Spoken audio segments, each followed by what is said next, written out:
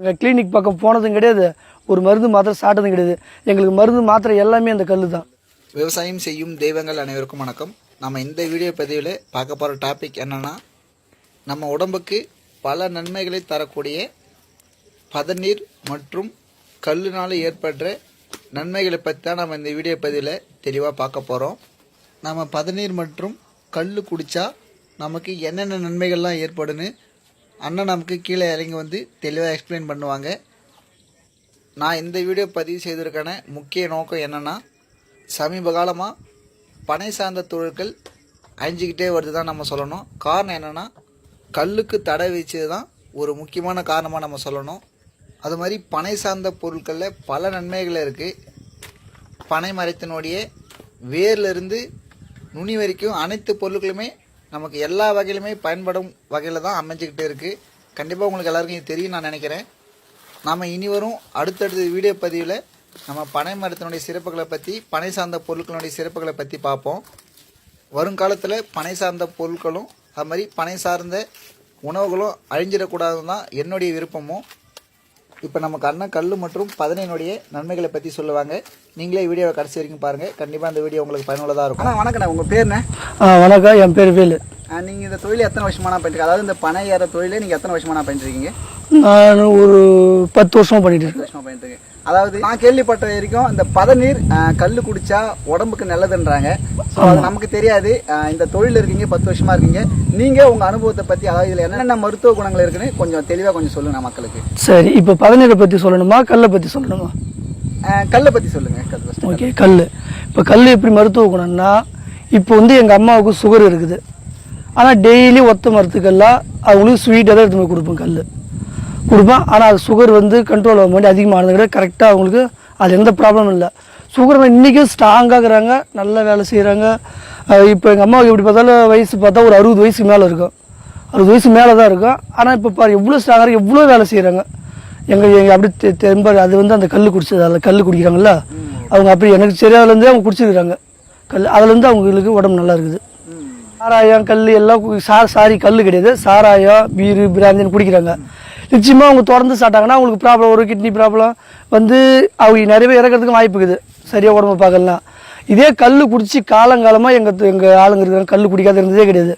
அதுமாதிரி செத்தவங்க சரித்திரத்தில் கிடையவே கிடையாது, கண்டிப்பாக கிடையாது. சொல்லுங்க, கல் குடிச்சு இறந்த கேள்விப்பட்டியா? இன்னும் ஒன்று, சில பேர் வருமானத்துக்காக கல் மருந்து இது போட்டு இது பண்ணி அதை கல்லோட பேரை கெடுத்து அப்படி வேணா எதனா ஆயிருக்கலாம். சப்போஸ் ஒரிஜினல் கல், ஒரு மரத்து கல்லை குடிச்சு செத்தவங்களா சரித்திரம் மேல் இன்னும் ஒரு வயசு எக்ஸ்ட்ரா வாழ்வங்களை கண்டி அவங்களுக்கு ஆயில் கம்மியாக கிடையாது, அதிகமாக தான் வளரும். ஏன்னா அந்த அளவுக்கு இயற்கை ரொம்ப ரொம்ப இயற்கை. உண்மைதான். நானும் கேள்விப்பட்டிருக்கேன் கல்லில் அவ்வளோ நன்மைகள் இருக்குன்னு. நானும் கேள்விப்பட்ட வரைக்கும் இது வரைக்கும் ஒத்தவங்களும் கல் குடிச்சு இறந்ததா நானும் கேள்விப்பட்டதில்லை. இதுமாரி கள்ளச்சாராயம் காய்ச்சி கள்ளச்சாராயம் குடிச்சு இறந்ததா கேள்விப்பட்டிருக்கேன். அதுமாரி பீர் பிராந்தி இதுமாரி குடிச்சு இறந்ததா நானும் கேள்விப்பட்டிருக்கேன். வேறு என்னென்ன மருத்துவ குணங்கள்லாம் இந்த கல்லில் இருக்குண்ணே? ஒன்று, இப்போ வந்து மஞ்சள் காமாலை சொல்கிறாங்களா, அது வந்து கல் குடிச்சு அது இது அதான் இந்த லிவர் ஃபால்ட்டில் வர்றது, அது சூடுனால வர்றது, அது வந்து வராது. கண்டிப்பாக மஞ்சள் காமாலை நோய் வராது கல் குடிச்சா. அது முதல் பாயிண்ட், அது வராது. அதை ஏற்கனவே சொல்லிட்டேன், சுகருக்காக குடிக்கலான்னு சொல்லிட்டேன். முக்கியமான பாயிண்ட் ஒன்று, இதை சொல்கிற கேளுங்க. இப்போ வந்து இப்போ வந்து நிறைய தப்பு நடக்கும்.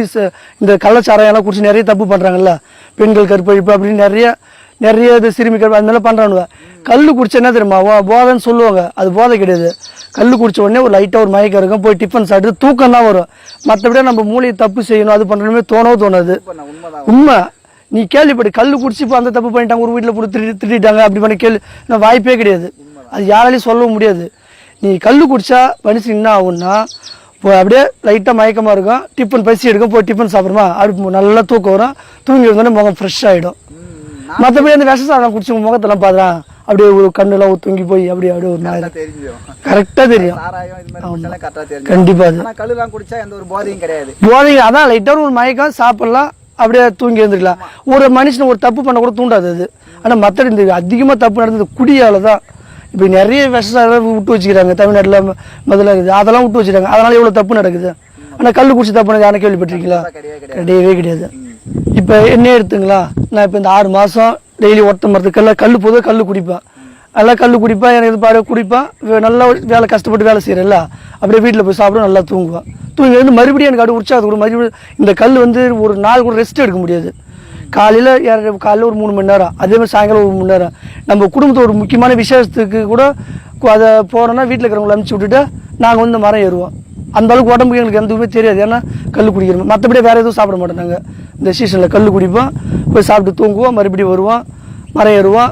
அதுதான், அது எந்த பிரச்சனையும் கிடையாது. நல்லா எந்த பேருக்கு நல்லா தான் இருக்கிறோம். நாங்கள் மாதத்தில் இது வெளியே எந்த நோய் வந்ததும் கிடையாது. நாங்கள் கிளினிக் பக்கம் போனதும் கிடையாது, ஒரு மருந்து மாத்திரை சாப்பிட்டதும் கிடையாது. எங்களுக்கு மருந்து மாத்திரை எல்லாமே அந்த கல் தான். மருத்துவ குணங்கள் மருத்துவ குணம். நிறைய பேர் பார்த்தீங்கன்னா சாராயம் கல் இதெல்லாம் குடிச்சு நிறைய பேர் ஹாஸ்பிட்டல் தான் போய் லிவர் ஃபெயிலியர் சொல்லிட்டு. ஆனால் இதுமாரி நம்ம அந்த கல் குடிச்சா எந்த ஒரு பிரச்சனையும் வராதுண்ணே. அது உண்மைதான். அது கண்டிப்பாக நீ சொல்றதை வச்சு தெரியுது. அந்த அளவுக்கு இதில் மருத்துவ குணங்கள் இருக்கு. அது மாதிரி பதனின்னு சொல்றாங்கண்ணா, கல்லுக்கும் பதனிருக்கும் உள்ள வித்தியாசம் என்னென்ன? கண்டிப்பா கல் கொஞ்சம் சொரன்னு புளிப்பா இருக்கும், பதனி தித்திப்பா இருக்கும். அது கூட சுகர் பேஷண்ட் சாப்பிடலாம். ஒன்றுமே தித்திப்பு சாப்பிடணும், ஸ்வீட் சாப்பிடணுங்க, அது சாப்பிட்டாலும் ஒன்றுமே. பதனி நல்லது, ரொம்ப ரொம்ப நல்லது உடம்புக்கு. அது எல்லாமே கொஞ்சம் விரும்பி சாப்பிடுவாங்க, சின்ன குழந்தைங்க, மற்றபடி லேடிஸுங்க எல்லாமே விரும்பி சாப்பிடுவாங்க பதனி. அதனால் பதனி அதுவும் ரொம்ப நல்லது உடம்புக்கு, இந்த வெயில் நாளுக்கு ரொம்ப நல்லது. அதான் பதனின்றது சின்ன குழந்தைங்க எல்லாருமே கொஞ்சம் விரும்பி சாப்பிடுவாங்க கொடுத்தா. அதேமாரி லேடிஸ் குடிப்பா, அது கல்லும் லேடிஸ் குடிச்சிருக்காங்க, குடிப்பாங்க, அவங்களுக்கு எதுவுமே ஆகாது. இப்போ ப்ரெக்னெண்ட்டாக இருக்காங்கல்ல, அவங்களாம் கல் குடிச்சா வச்சுக்க ஒன்று நல்லா இருப்பாங்க. இந்த வெளியே அங்கே வெளியே அதில் இது வராது. சூப்பர். ஒரே மரத்துக்கெல்லாம் உங்களுக்கு குடிக்க சொல்லுங்களேன் ஒரு 15 நாள் தொடர்ந்து. நிச்சயமாக அவங்களுக்கு கிளினிக் எதுக்குமே போக செக்கப் கூட போகிறதில்ல. சூப்பராக அவங்களுக்கு நல்ல மாதிரி ஆரோக்கியமாக குழந்தை பிறக்கும், எந்த பிரச்சனையும் இல்லாமல். உங்கள் அம்மாலாம் அப்படிதான் இப்போதான் எல்லாமே மாறி இங்கிலீஷ் மருந்து அப்படின்னு வந்து போகுது. ஆதி காலத்தில் எங்கள் அப்பா காலத்தில் கிராமத்து வாழ்க்கைக்கு அதிகமாக ஹாஸ்பிட்டலு எதுவுமே கிடையாது, ரொம்ப தூரம் போகணும், பஸ் வசதி கிடையாது, எதுவும் கிடையாது. எங்களெல்லாம் மருத்துவம்னு பார்த்தா இதுதான். அந்த காலத்தில் பாருங்க, கல் வந்து எங்கள் அம்மா வந்து 7 குழந்தை பிறந்தது எங்கள் அம்மாவுக்கு, என்னோட சேர்த்து 7 குழந்தை. அதுக்கெல்லாம் மருத்துவம் ஹாஸ்பிட்டல் ஒன்றுமே கிடையாது. இப்போ இருக்கிற 2 குழந்தை அது பிறகுங்களே அப்படியே ஹாஸ்பிட்டலு அதுன்னு ஒரு வழி, வீட்டில் ஒரு வேலை செய்ய முடியல, ஒன்றும் பண்ண முடியல. இப்போ இருக்கிறவங்களா அப்போல்லாம் இருந்தாங்க பாரு, எங்கள் ஆளுங்களாம் நல்லா கல் குடிப்பாங்க, இது பண்ணுவாங்க. இப்போ நல்லா ஆரோக்கியமாக குழந்தை பிறந்தவங்களாம் நல்லா தான் இருந்தாங்க. இப்போ இன்னவே நல்லா இருக்கிறாங்க. அடுத்ததாக பார்த்தீங்கன்னா இப்போ கல்லுலாம் எங்கள் வீட்டிலே என்ன பண்ணுவாங்கன்னா, கல் வாங்கிட்டு வந்து இந்த மாவுலாம் ஊற்றுவாங்க, அதாவது ஆப்பத்துக்கு சம்திங் ஏதோ ஊற்றி பண்ணுவாங்க. அது என்ன காரணம்னா? அது அருமையான கேள்வி இது. இப்போ ஆப்பம் சுடுறாங்கல்ல, அந்த கல் ஊற்றி செஞ்சு பாருங்களா, கல் ஊற்றி அந்த ஆப்பம் சீக்கிரமாக புளி போயிடும், ஆப்பம் நல்லா புசுன்னு வரும். அதனால சாப்பிட்றோம்ல, லேடிஸ் எல்லாம் தானே சாப்பிட்றாங்க. ஆனால் இதுக்கெல்லாம் யூஸ் பண்ணுவாங்க எல்லா வீட்லையும். ஆனால் கல்லை மட்டும் தப்புன்னு சொல்லுவாங்க. ஐயோ கல் குடிக்கிறாங்க. இது இப்போ பாரு, நம்ம நானே வீட்டுக்கு கொடுத்துருவேன், ஆப்பத்து கல் வாங்கி போயிருங்க, சும்மாவே கொடுப்பேன். ஆனால் பாரு, அதை வந்து கல் ஊற்றி தப்பு பண்ணுறாங்க. எல்லா ஆப்பத்துக்கு ஊற்றினா வச்சு சூப்பராக இருக்கும் கல். இதுக்கே பாரு, கல்லை ஊற்றினா நல்ல உடம்புக்கு எந்த கெடுதல் நல்லா இருக்கும். சில வெளியில் கல் கிடைக்காத சோடா மாவு போட்டு பெருசாக இதுமாக போடுங்க, அது உடம்பு எவ்வளோ பாதிப்பு, வயிறு வெளி வரும், எல்லாம் பண்ணும். நீங்கள் கல்லை ஊற்றி செஞ்சு பாருங்க, உனக்கு எதுவுமே வராது, சூப்பராக இருக்கும் உடம்பு. உண்மைதான். நமக்கு பெரும்பாலான நோய் வந்தது காரணம் இயற்கையை விட்டுட்டு செயற்கை, அது இதாகிறதுக்கு அதை மாற்றி செய்யறது. கல்லில் ஆல்கஹால் எந்த அளவுக்கு நான் கேள்விப்பட்ட வரைக்கும், இப்போ நம்ம மரம் சார தண்ணியை எடுத்து குடிச்சோம்னா அது ஒரு மாதிரியா இருக்கும், ஒரு மாதிரி தூக்கம் வரும் சொல்லுவாங்க, பழைய சாப்பிட்டு தூக்கம் வரும், உடம்பு சொல்லுவாங்க. அதில் இருக்கிற அளவு தான் இதில் ஆல்கஹால் இருக்குன்னு சொல்லிட்டு நான் கேள்விப்பட்டது. உண்மையா என்னன்னு சொல்லிட்டு எனக்கு தெரியல. ஸோ உங்களுடைய கருத்துக்கள் என்ன? அது எப்படின்னா, இப்போ வந்து பாலை மாட்டுறோம்ல, அது பல்லா மாட்டுற அன்னைக்கே அது கல்லாகாது. ஒரு 2 3 நாளைக்கு அந்த பல்லால் ஊறி ஒரு மட்டி மாரி கூட அதில் ஒன்று உருவாகும். அதில் வந்து அந்த புளிப்பு ஏறி உருதாகுதுல்ல, அதான் லைட்டாக மாய்க்க. நீங்கள் சொன்னீங்களே இப்போ பழைய சோறு இது பண்ணி, அப்படி தான். இப்போ சாயங்காலம் வேணால் காலை வெள்ளம் அது அப்படியே புளிச்சின்னு இருக்கும், அதை வந்து சாப்பிட்டோன்னே லைட்டாக மாய்க்கும். அந்த சொரசொரப்பு அந்த பனை மரத்து வேறு வருது, கொஞ்சம் சொரசொர லைட்டாக மாய்க்கும். அது தானே கண்டி ஆல்கஹால் அதெல்லாம் கிடையாதுன்னா, இதில் எப்படி ஆல்கஹால் வர வாய்ப்பு இருக்குது? அதெல்லாம் மனுஷனா செய்யுது ஆல்கஹால்லாம், இது இயற்கை. இது இயற்கை.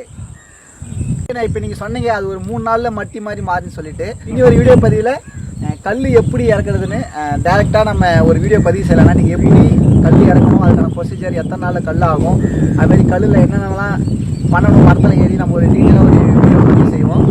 இப்போ யூரின் வராமல் ஒரு மாதிரியே அது இருக்கும், எல்லாருக்கும் பொதுவாக இருந்தது. அப்படி உள்ளவங்களுக்கு 1 லிட்டரு கல்ல காலையில் நீங்கள் குடிச்சு பாருங்க, அப்படியே ஹாஸ்பிட்டலுக்கு போனோன்னு ஒரு நாள் ஆகும் சரி பண்ணுறதுக்கு. ஆனால் அது 1 மணி நேரத்தில் உனக்கு அப்படியே ஃப்ரீயாகிடும் உடம்பு. செயற்கையாக நம்ம மருந்து மாற்ற. ஆமாம், நீங்கள் இப்போ வந்து அந்த பிரச்சனை கிளியர் ஆகிடும். இப்போ வந்து நிறைய வந்து யூரின் பிரச்சனை வருது, அதான் அந்த மாதிரி பிரச்சனை வந்துக்குது, எரிச்சலாக இருக்குது யூரின் போகும்போது அப்படின்னு சொல்லுவாங்க. அதுக்கு வந்து உடனடி தீர்வு எதுன்னு பார்த்தீங்கன்னு வச்சுக்க, கல் குடிச்சிங்கன்னா கண்டிப்பாக நான் பார்த்ததில் சொல்கிறேன், நான் அதை செஞ்சு பார்த்து நான் குடிக்கிறேன்ல, எங்களுக்கு தெரியும்ல. காலையில் விட்டு ஒரு 1 லிட்டரு கல்லை குடிச்சிட்டு பாருங்களா அப்படியே ஒரு அரை மணி நேரத்தில் சரியாயிடுது. நல்ல வந்து அடிக்கடி யூரின் ப்ராப்ளம், யூரின் போனால் எரிச்சல் வரும், யூரின் போகிறது எரிச்சல் வரும், அதான் நீர் சுழுக்குன்னு சொல்லுவாங்க. அதுமாரிலாம் பிரச்சனை வரும். அதுக்கெலாம் அதிக பெரும்பாலும் ஹாஸ்பிட்டல் போட்டு கூச்சி போட்டு போக மாட்டாங்க. நீங்கள் எதுவுமே நம்ம வந்து 1 லிட்டர் கல்லை குடிச்சு பாருங்களா, ஒரு ½ அன் ஹவர், ஒரு அரை மணி நேரத்தில் உங்களுக்கு உடனே சரியாயிடும். ஃப்ரீயாக யூரின் வரும், ஒன்று அப்படியே உடம்பு அதான் கிளியர் ஆகிடும் உடம்பு ஃப்ரீயாக. அந்த பிரச்சனையே எங்கே தான் போச்சுன்னே தெரியல போயிடும். இப்போ கல்லுன்றது பெரியவங்க குடிக்கலாம், பதநீர்ன்றது எல்லாருமே குடிக்கலாம். எல்லாருமே குடிக்கலாம். ஓகேண்ணா, நம்ம இனி ஒரு வீடியோ பதிவில் கல்லுக்கும் பதநீருக்கும் உள்ள வித்தியாசம் பார்ப்போம்.